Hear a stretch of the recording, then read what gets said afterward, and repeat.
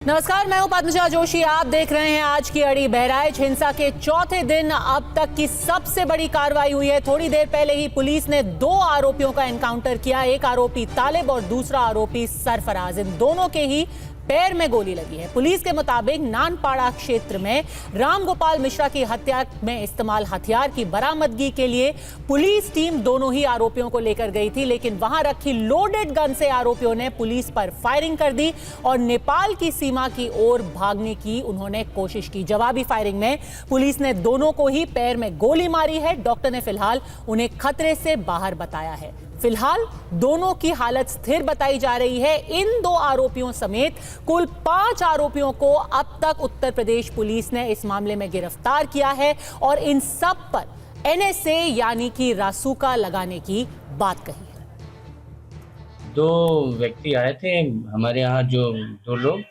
एक सरफराज करके नाम है और एक तालिम करके, मोहम्मद तालिम। तो दोनों के, एक के दाएं पैर में, एक के बाएं पैर में। क्या स्थिति है सर?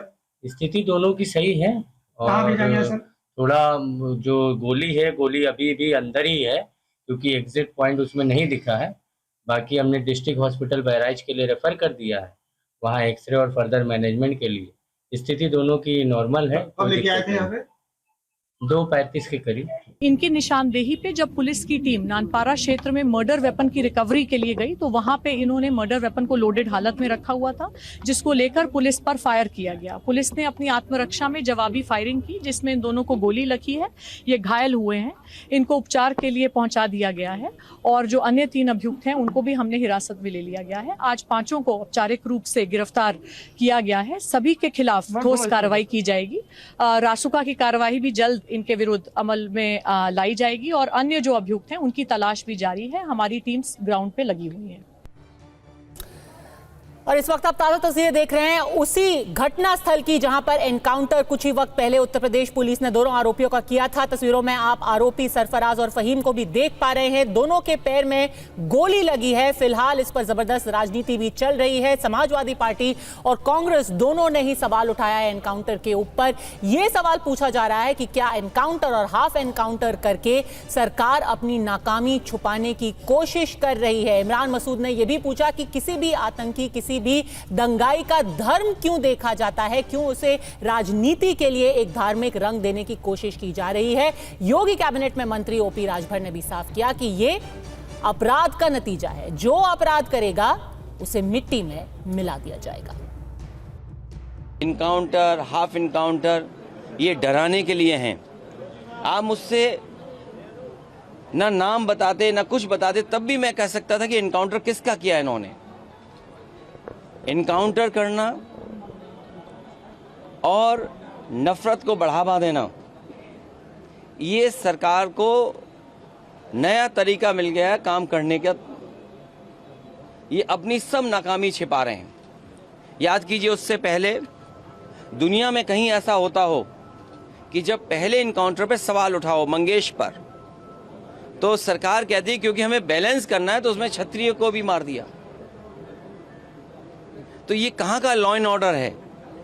जब पुलिस के ऊपर कोई पुलिस पकड़ने जाएगी, अगर कोई पुलिस के ऊपर गोलियों की बौछार करेगा तो पुलिस जो है उसको जो है माला पहनाएगी या फूलों की वर्षा करेगी।